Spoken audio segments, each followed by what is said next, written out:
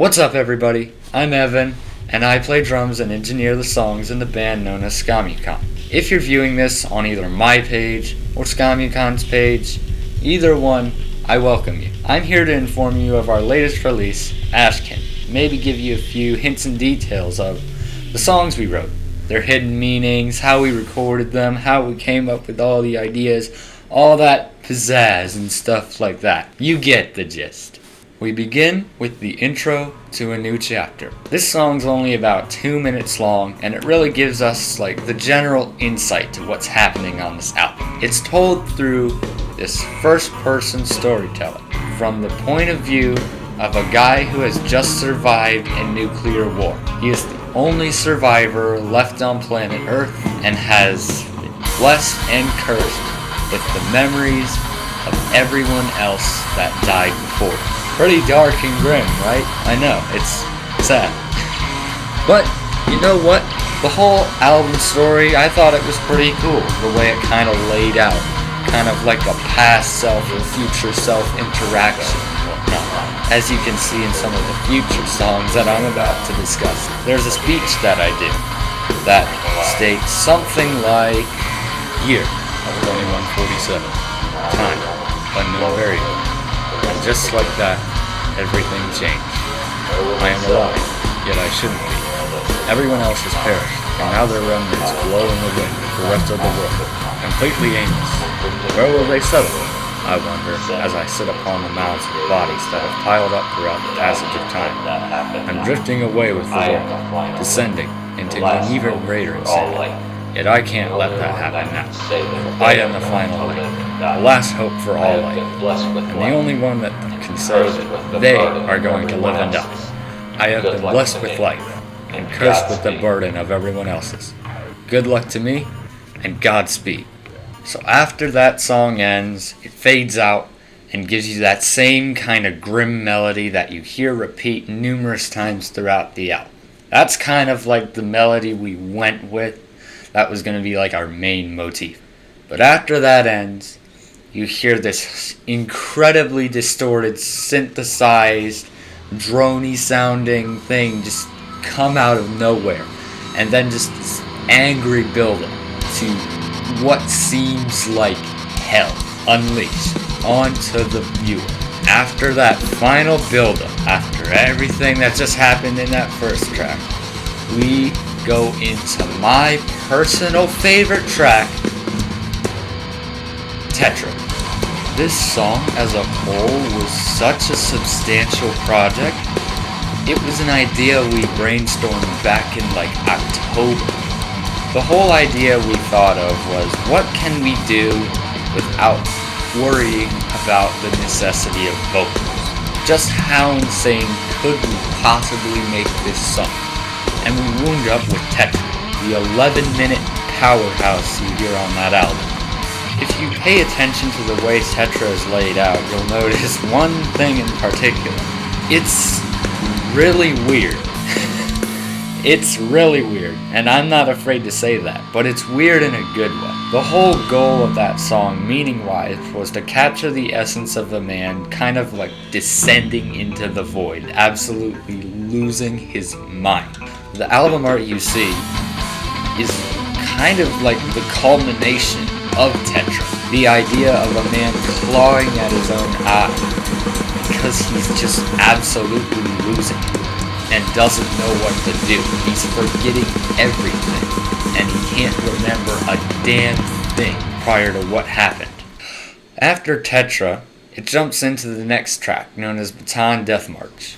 And this was actually another very strange song that we recorded, because that song was actually entirely produced.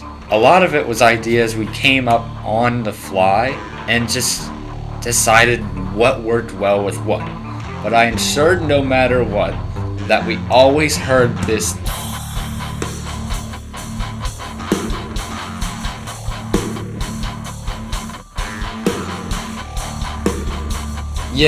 that thing that you hear going throughout that entire song. And you can actually hear in the chorus to that song, it references Hellfire in the Sky, which is the single we released a little while ago. I'll talk about that one later. The whole motif behind Baton Death March was that this is our main character's final search. His search to see who's left. Is he really the only one left? Because he doesn't know. As you can see in the chorus where he says, searching through these piles of bones, each of which could spring to life on me. He's full of uncertainty. Just total unawareness of what's about to happen.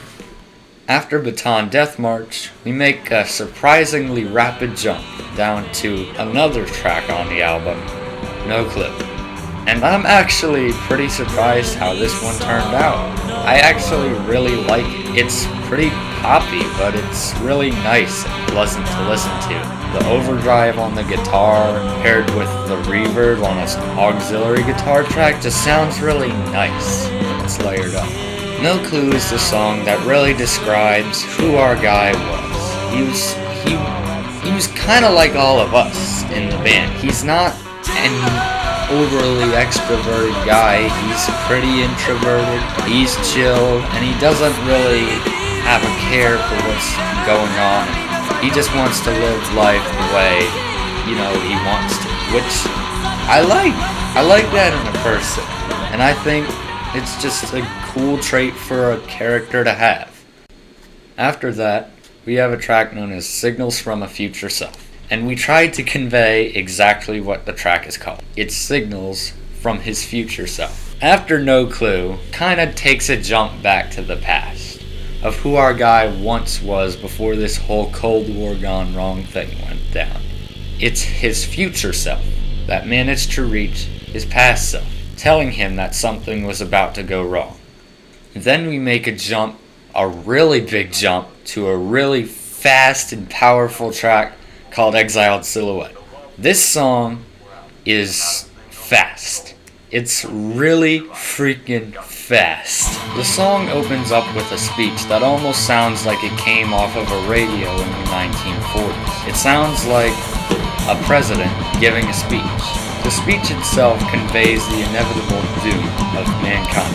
After this speech occurs, it makes that rapid jump into that really fast hi-hat you hear, that really just speedy guitar riff that's surprisingly catchy. The song itself is once again told in a first-person point of view. It conveys the presence of our guy, his society, basically. He is an exiled silhouette, meaning no one will want to pay attention to him, and he's just kind of there in the shadows. No one in this world that we're talking about wanted to listen to what our main character had to say. He was right, and no one wanted to believe him. And that's the whole motif of Exiled Silhouette. After that, everything takes a turn for the absolute worst. Hell breaks loose, and everyone is fighting. It is absolute pandemonium outside.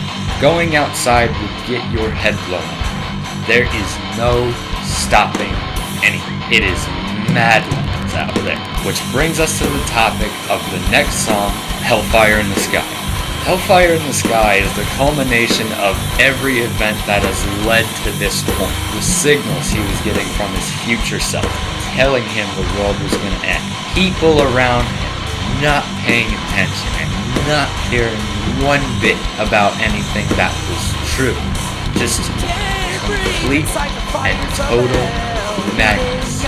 One really cool thing we tried to do with this song is we tried to convey what was happening in reverse, as you can tell, because the song starts out pretty easy to understand, and then as it progresses, it breaks farther and farther apart, as you can hear at the end with those rapid transitions between 1, 2, 3, 4, 5, 6, 7, 1, 2, 3, 4, 5, 6, and the dissonance building between the constantly panning guitars between both ears, the freaking chaos occurring in the drums, and the overdrive occurring in the bass. It's all just going to hell.